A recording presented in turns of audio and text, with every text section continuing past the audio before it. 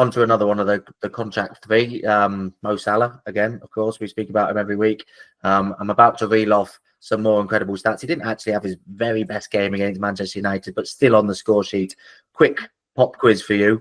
Can you remember the last time he didn't either score or get an assist in a Premier League game? A couple of years ago, I'm not sure. It feels like a long time ago now.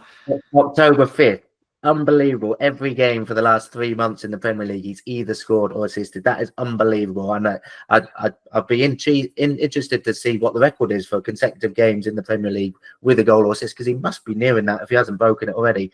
Every game for 3 months. That's unbelievable. And there's only 4 games in all competitions all season where he hasn't registered either a goal or assist. The last one in all competitions was Real Madrid, November 27th. Only 2 in the Premier League and then 2 in other competitions as well. It's just staggering form. He's now got the same number of Premier League goals as Thierry Henry. The penalty against Manchester United means he's broken Luis Suarez's record for most goal contributions in half a season, and that Suarez season I always regard as maybe the best ever individually in Premier League history. So he's right up there in that conversation. If he carries on, I mean, it's been an incredible first half of the season. If he does the same over the second half of the season, he'll finish it 4th on the all-time scorers list, 3rd on the all-time list of goal contributions for Premier League. I mean, you'll probably keep it short because we've whacked Liverpool. We've said everything there is to say about him, but just every single week, these seem to crop up, these incredible statistics. Yeah, they should probably sign him to a new contract, to be honest. He's pretty special, isn't he? And this is it. The whole debate around his contract was about, this decline that's coming, and it will come. We've got to acknowledge that will happen at some point.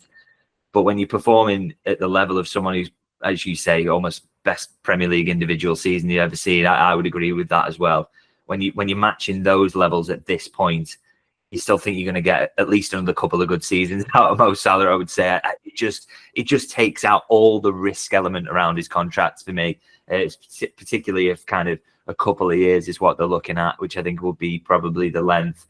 It just seems like an absolute no-brainer to get it done. So yeah, special player. And I think, he's so desperate to stay. And you look at the way he looks at the fans and the celebrations after the goal, he just loves it, and he wants to stay. And I think when you've got arguably the best player in the world at the moment, wanting to stay, then Liverpool will surely get this one done. Yeah, and after the game, another cheeky Instagram post from him, captionless this time, but with those 3 out-of-contract players in it. And we tell you, as editor of a sports news website, who's been trying to find an image of those 3 together for articles about this for a long time, they're very hard to find. He's gone digging for that one, so he knows exactly what he's doing. But, I mean, what did you make of that? Just another little nudge towards the club, isn't it? Yeah, and he is kind of wanting to take the very opposite kind of tack to Trent, really, isn't he, in terms of playing this out in public slightly and piling the pressure on it. I think he's just using the love the supporters have for him as leverage, which he's entitled to do. I mean, I kind of agree with what Jamie Carragher said, which I know Salah himself reacted to in that I think the best way to go about these sorts of things is the way Van Dijk has yet. Also, these are very different characters, aren't they? And you've got to kind of acknowledge that fact. And kind of that's what makes football and life in general interesting, that they do approach these things in completely different ways. And we've seen that with all 3 of the lads who are out of contract. And so if Salah, you almost can't begrudge Salah leveraging his relationship with fans, because he's earned it through being an absolute phenom since he joined Liverpool, and he still is playing it at that level, possibly even higher than he ever has at the moment. So I guess fair play to him, you got to say, and just hope and pray that he does sign that contract eventually.